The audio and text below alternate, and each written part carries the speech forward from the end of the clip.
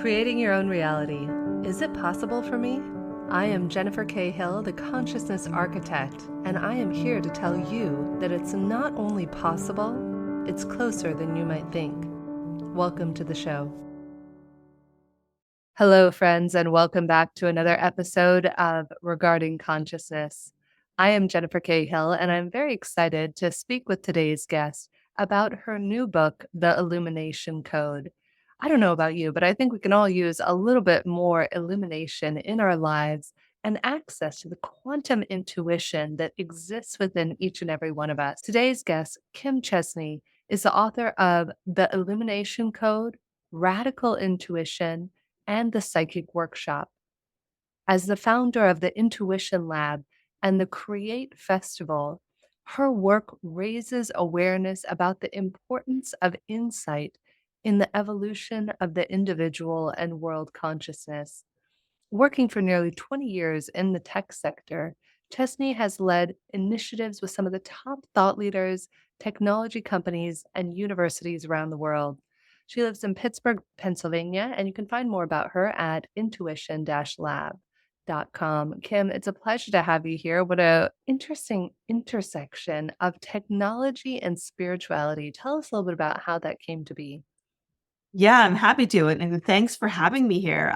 This is one of my favorite things to talk about in the world, and people often hear my bio and this. Wait a second, what is all this technology stuff, and how does it relate to intuition? And there was a point in my life where I would have never seen that intersection either, but it's where I was intuitively led on my path to discover that intuition is actually a really critical part of all aspects of our life, not just our spirituality, but also everything from our work to our creativity, to our relationships, to the way that we build the world and form the future. Intuition is very much connected to all those other I words like imagination, ingenuity, innovation, right? All of these are really key factors when we're talking about human evolution and progress. And working in the tech sector, I started hearing people, really smart people, talking about intuition and how it was the secret sauce to their business success, to creating new things that have never been made before. And even looking throughout history at great geniuses like Einstein or even Tesla or Steve Jobs, all of these people were advocates for intuition as really the inspiration behind the genius work that they did. Mm. I couldn't agree more. It's funny. I was lamenting today as I was reflecting on life. I'm like, how did I wind up being CEO of a tech company? Because, like you, I love intuition. I spend 2 hours a day in prayer and meditation, as many of you listening and viewing may remember. And yet I'm like, how, what, why am I doing technology? And yet it's so funny. I was on a call with somebody yesterday, and she's the head of her own tech company. And we created an algorithm that matches people that's based on my intuition. When my business co-founder Julian one day says to me, "Jen, why don't we create an algorithm and a software that mirrors your intuition of how you connect people?" And I'm like scratching my head going, "I'm not a tech person. How do we do that?" And he said, "It'll be easy. We'll just basically distill your intuition into a series of questions." And a woman I was on the call with yesterday, I was like, "Okay, I'm filling you out. We call it different fruits, which is apple for facts, mango for fun, lychee for being like driven and getting things done, and pear for other people."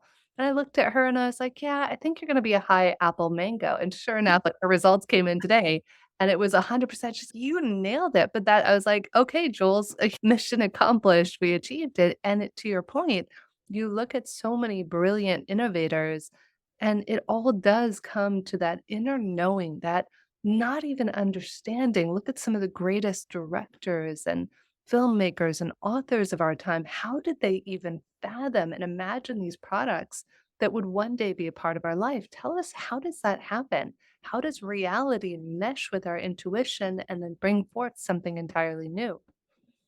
Yeah, and that you really summed it up. That's really what intuition does. It calls us to honor it, to listen to it, and then to follow through with it and really bring its message into reality. One of the things I always say that one of the key things for intuition is recognizing that you should follow yourself, not the world, right? So we are in everyday life using our traditional thinking mind. We use our linear thinking mind, cause and effect, A plus B plus C going forward gives us the answer. But with intuition, it's not like that. Intuition functions in a quantum way where you get an answer instantaneously. without all that figuring out and mind stuff in between. So we really want to shift our attention to a new kind of thinking, which is quantum thinking, which allows us to tap into that resource of ever present wisdom and creativity and insight that's stored in the quantum field around us, and get into that state of ease and flow where we can bring that into the world through that sort of intuitive flow that comes in through us instead of having to do everything ourselves and figure everything out ourselves. Because when we're, like you mentioned in the beginning, when we're doing everything by our little small personal mind, we only have access to so much information. But when we tune into our intuition and that sort of periscope with a 360 view, which intuition has, we have more foresight. We have new ideas. We can see how things are going to impact and resonate with the people around us in a way that we can't if we just limit our thinking to traditional linear thinking. So I really feel like getting into the intuitive mindset and honoring the gifts that our intuition has for us is really key, really actually critical to the future of humanity. I couldn't agree more. I love heart mass work. Have you ever seen their videos on the heart's intuition? Oh my gosh. Oh, magnifique. If you've never seen it, I know we've had Dr. Bob Absolutely. Brady on the show. The heart's intuition is wild. Like they did the study where they projected images randomly on a screen in front of people that were either like jarring images of death or war or destruction or spiders or snakes or calm, peaceful images. And I forget the exact statistic, but it was a few seconds before the image was shown that the heart would have a physiological response. How is it possible? Tell us, how is it possible and how can we harness this, Kim? And it's really simple. And this is actually, I start out with this in the book. This is the very first chapter. The very first key to unlocking your quantum intelligence is recognizing that a part of you knows everything. Mm. Right? Let that sink in for a second. A part of you knows everything. Call it your heart, call it your higher self, call it your super consciousness, whatever you call that piece of you that is connected to the eternal information bank of the quantum field where everything that's ever happened or will happen is stored. We have access to that. Every single person intuitively has access to that. So there's a part of you that recognizes what's going to turn over on that card or what's going to be shown to you next, even before your conscious mind does. Right. So you have this sort of inner wiring locally and not non-locally to different experiences that moves much faster and quicker than your thinking intellectual mind and the physical world where we're processing things. So intuition in its quantum nature is instantaneous. It takes no time at all. That's why the greatest epiphanies just drop in your head out of nowhere. Or maybe you wake up in the middle of the night and you're like, solved a problem, or oh my gosh, I should do that. I have this great idea. Because intuition comes in that flash of insight and that simple moment of receiving. And we don't have to labor to solve the problems the way that we do when we use our, materialistic thinking mind. So, inquiring minds want to know, Kim, what's to stop us all then from just choosing the winning lotto tickets or running out to Vegas and automatically winning at 21 or poker or whatever it might be? What stops us? So the thing you have to understand about intuition is that it's meaningful. It's not just something that we can just turn on and off like a machine and suddenly we have access to all this information and I can go do all this stuff with it. Our intuition's purpose isn't to just give us information to help us manipulate our lives or to get rich or whatever we want to do with it. Its purpose is to guide us to the expansion of consciousness and growth so that we can participate in the growth of the universe and life itself. So if you're meant to win the lottery and have this sort of be your path of discovery and expansion, then there's no saying that your intuition's not going to help you guide to a situation like that. But in most of our cases, that's not what's really happening with our intuition. Our intuition isn't there to help us get rich and have creature comforts and all of these things that we might want. Our intuition is there to guide us to our truth so we can fully self-actualize and really participate in that return to wholeness that we all really are striving for as human beings. It's a beautiful way that you put it, the return to wholeness. I think that's something we're all striving for, both at the conscious level and at the soul level. I would love to know, what are the different types of intuition? Is there just one type? Or are there multiple types? I believe you referenced four in the book, right?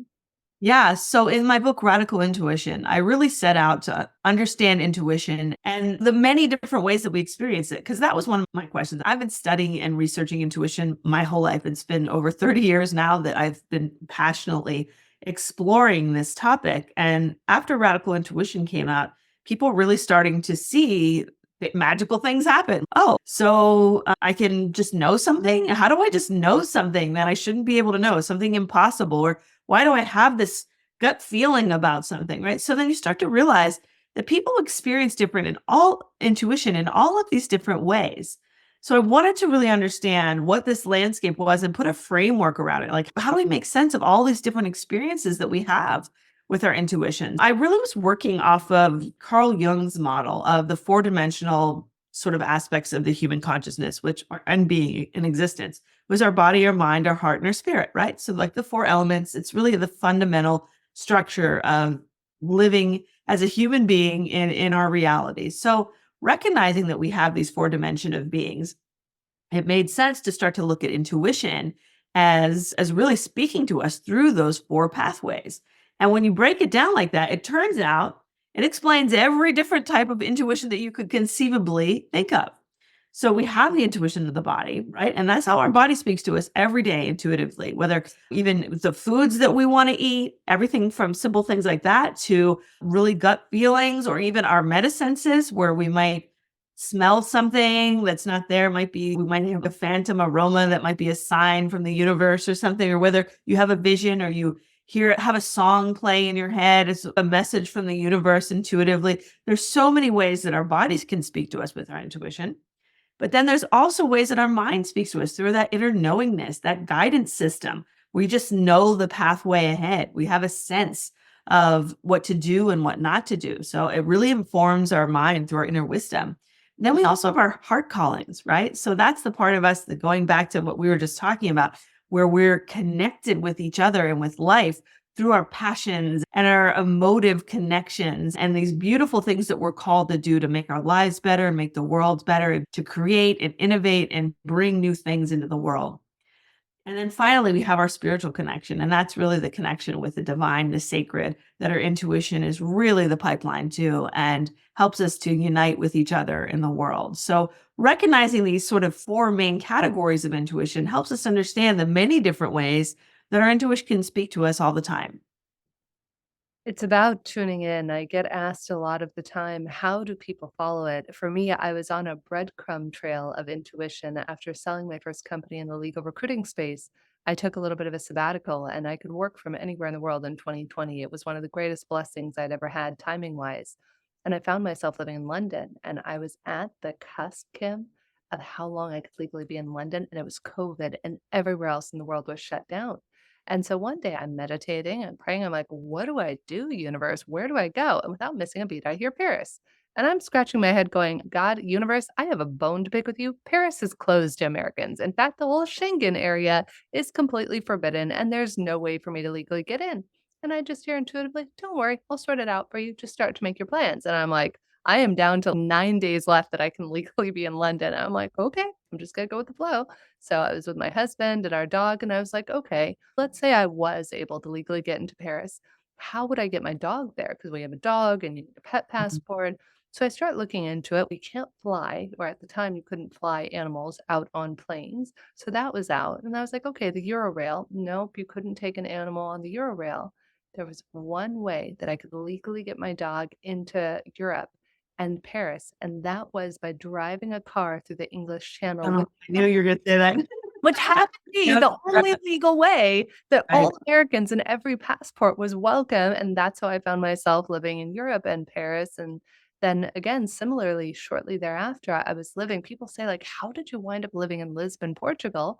Same thing. One day I'm sitting in Paris, I'm just sitting there meditating, I'm like, "Okay, universe, God, do you still want me to go to Portugal November 1st?" "No." "What day do you want me to go?" "October 24th." And I'm always cross-checking, Kim, and I wanna get your insight after this on the ego mind versus that heart's wisdom, that higher self, that intuition and differentiation. So, how I do it personally is I'll ask out loud questions of the universe, which one of my teachers taught me to do years ago. And I check Mhm. the validity. I'll also ask questions of simple yes and no things. Will Mhm. this meeting happen? Is it in my highest and best good to go here? Just to check the validity of how clear I'm hearing things. I hear November, not November 1st, October 24th. And I checked 5 days. I always want to check a few days to be sure it's not the ego. 5 days in a row, I hear October 24th. I tell my husband, I'm like, "Honey, I'm so sorry. We need to leave Paris, like, almost 2 weeks early." And he said, of course, my love, we trust your intuition. So we pack up our bags, give up our lease in Paris, and pack the dog and go off to Portugal on October 24th. Kim, you can't make this up. October 25th of 2020, Paris and France went through their third largest lockdown, and we wouldn't have been able to leave had we waited one more. You can't Isn't make that that up. you can't You make that can't. up, but, like, how do you Yeah. even know it? I still don't, and then the doubting it, though. So 2 questions Yes. for you. Yes. Number 1, how do we know what's truth, what's our heart's highest and best good, whether it's somebody we think we're dating, who we think is the one, but turns out to be a fraud or whatever it is? Or then how do we stop doubting ourselves? How do we know what's true? I think you are intuitively doing all the right things. So one of the first things I say is that real intuition abides, right? So it doesn't change. The way you do these check-ins day after day, is it still there? Is it still there? Is it still saying October 24th? That is really one of the key factors of your intuition, because your intuition is your connection to truth. So it's a part of you knew that lockdown was coming on the 25th. Like, it was a part of your part of you that knows everything, knows what's happening. And good for you that you actually check in and check in with it. What a great habit for all of us to get into, to ask questions to ourselves, to talk with ourselves, right? To actually develop this logistical relationship with ourselves, not just this sort of spiritual sort of side, but really practical things. It has a huge practical application. So I love your process. And I love that this practice of checking in and see if it's shifted. Because if you go back the next day and it doesn't feel like October 24th anymore, it's, oh, I lost it, it's phased out, it's a good chance that might have just been a fear, or it might have just been a sort of thing that popped in your head that was a junk thought or whatever. Those kinds of things come and go. But intuition is something that you tap back into it and it still resonates. It still has that feeling of power. Really looking to resonance is a key factor, right? And just, do you still feel it, right? You know the truth by the way it feels. It sticks, it draws you in, it calls you to do something. You're just so naturally doing these things that allow us to live insightfully. And I think that's beautiful. So with time and practice, obviously this showed you I can trust my intuition, right? You learned, and then you start to trust it more because you've witnessed these things. So I always tell people to put it to the test, to practice it, to start to work with it and develop a relationship with it, because the only way you're going to use it more is if you actually trust it. A funny story about it failing and me failing by stopping this. I was, like, hearing it so clear. So that happens in 2020, and just miracles and magic. I had even heard wisdom about COVID happening. One day I'm just journaling with the self and saying, "Dear universe," it was November of 2019, I was about to go to Africa. "Dear universe, is there anything you'd like me to know about the world or how I could be of service to humanity?" My hand starts freeform writing, "Millions of people are about to die, da, da, da," and tears just start streaming down my cheeks. So I'd been having some precursors to this experience in When was that? November of 2019. 2019. Wow. So that's a whole other story we could get into, Kim. Before that, before Ukraine and before Israel, I was just standing around 2 days before Israel, and clear as a bell, I look at my husband. We're at an Airbnb in Copenhagen. I said, "My love, there's about to be the worst terrorist attack the world has ever seen in a large city in the next 2 days." My husband knows I'm very intuitive and says, "My love, why would you say that?" I said, "Honey, I'm not saying it. I feel it, like I feel my breath coming in and out of my body." And so it's both a blessing as you develop this, but then you have to watch out, because here's the funny little side story. So fast forward 2021, I figured the money side of things. I was like, I had never tried crypto. I was like, I'm going to try. Do I buy or sell anything, stocks, crypto? And so I start hearing the universe. Today, is it in my highest and best good to buy or sell today? Buy, sell, what do you do? So for a couple months there in that period, it was going amazing. Now, here's my funny little thing that everybody tells me I should mean. One day, I stopped hearing intuition, God, higher self, and kept buying Bitcoin at 55K. Not by so you also have to learn when you're not hearing it. Is sometimes Yes. you're tilting at windmills, because I was hearing it so clearly for a period of several, like a year and a half, clear as day. Whatever I heard was verifiable going through that process. And then I stopped hearing it and I kept buying Bitcoin. And so life's little, it's a joke that I have, but it is true, because we have that presence where you feel connected or we don't feel connected. How do you tell when you feel connected, Kim? I think sometimes, and to what you just said, it's a great example of failing forward, right? I think with intuition, I want to just address that really quick, because these failures that we talk about when we like think our intuition is going to turn out some way and it doesn't, or whether it just stops speaking to us, failing forward is applies to intuition, and it's a really great way to get validation. So looking back on what you went through, you stopped listening to your intuition and you saw what happened. So even though it didn't turn out great, I assume financially in that moment, you got a really good gift from that, right? And now, okay, I'm not gonna just wave off when I don't hear anything. I'm gonna pay attention. It's about So pausing. Yeah, I think to your point is like, and all failures in business, there's a mastermind group I'm part of called Baby Bathwater. We've had many of the babies on the show here with us.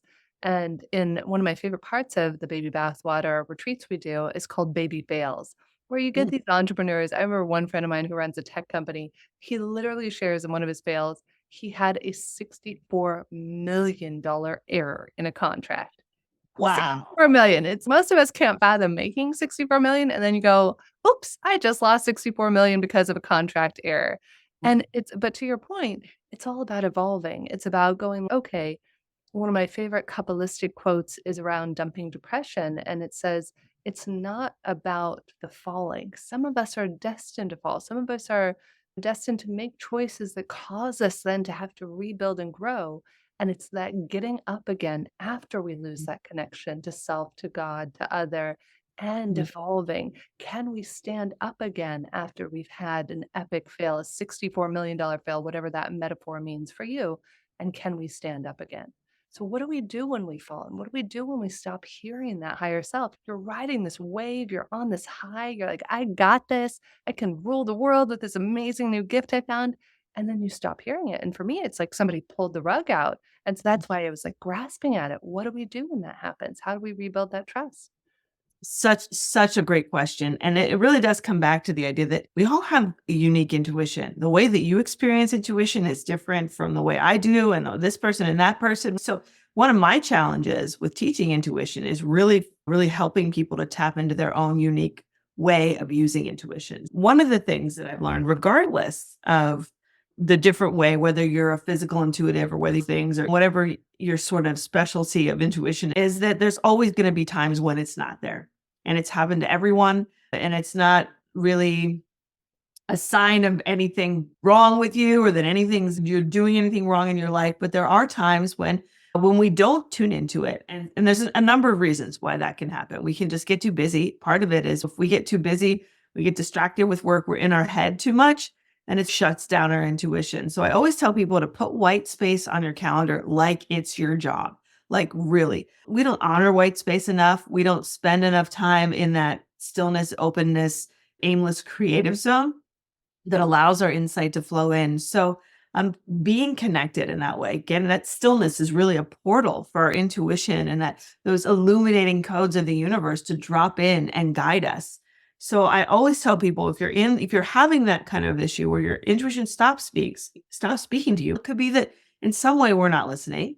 And it could be that we need to lift our vibration up and get back on that intuitive wavelength. If we're down or if we're dealing with something heavy in our life, that can lower our frequency too, so that we're not able to tune into those things. So I actually do every year an intuition attunement, a 4-week intuition attunement. And that's what the work radical intuition is as well.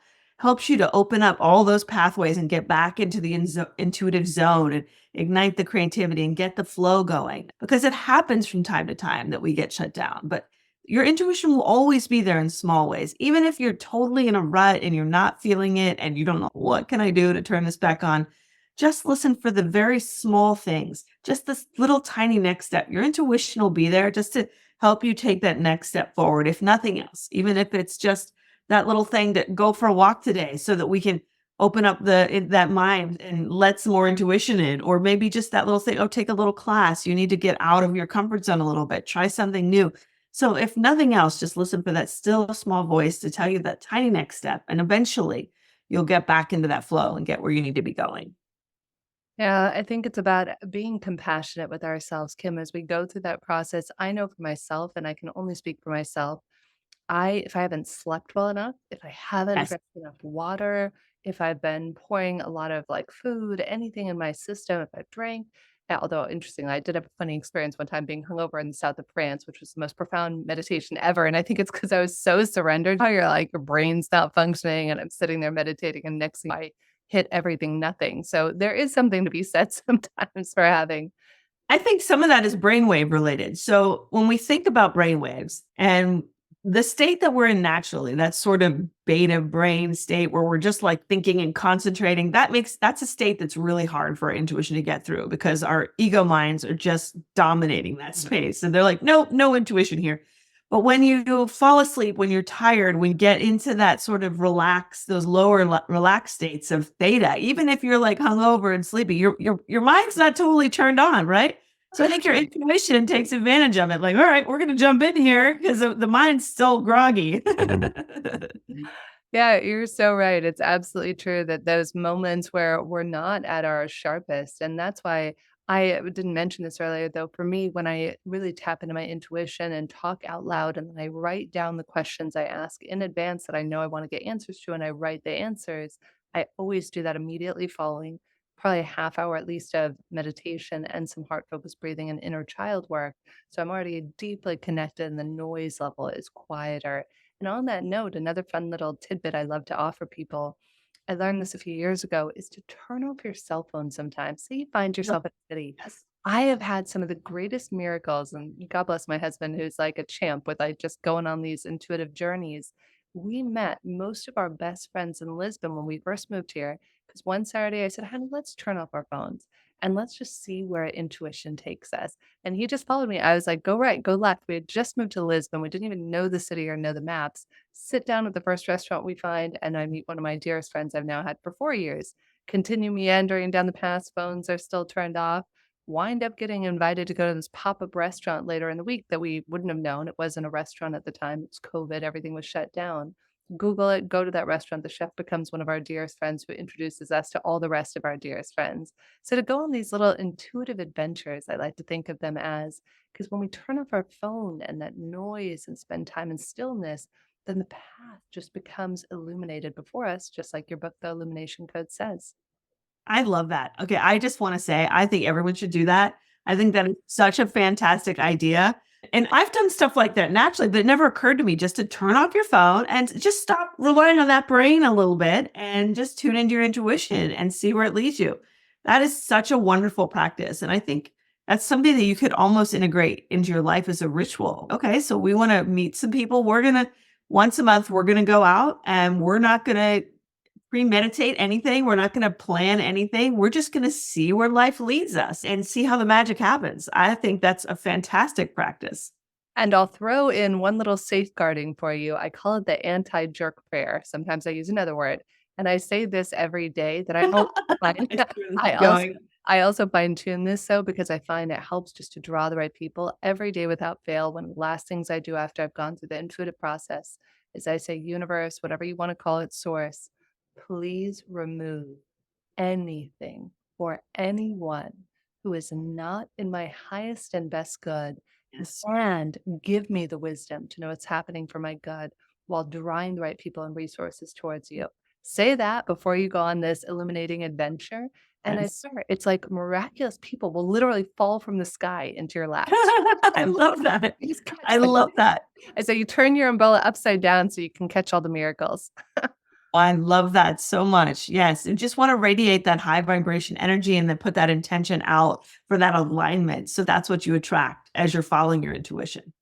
Yeah, absolutely, Kim. Well, it's been such a delight to talk to you about your new book, The Illumination Code. I know you're going to help illuminate so many people. Where can people find it, connect with you, learn about these intuition heightening experiences that you offer, such as the radical intuition techniques you mentioned? Where would people go to do so? Yeah, you can get my book on Amazon or any of your favorite bookstores, wherever you buy books, it's available. And you can also get them on my website. I have a lot of free tools on my website if you want to start practicing with your intuition, including my insight card deck, which is an online deck that you can start using the process of sacred seeing, where you pull up a card and allow your intuition to speak to you. And it's a really nice way to activate your intuition and start to really get some guidance and start a conversation with that part of you that knows everything. So you can visit kimchestney.com and play around with all kinds of intuition fun. And you could also visit my online intuition school. It's a global school, and we practice intuition live and get together and do intuition shares and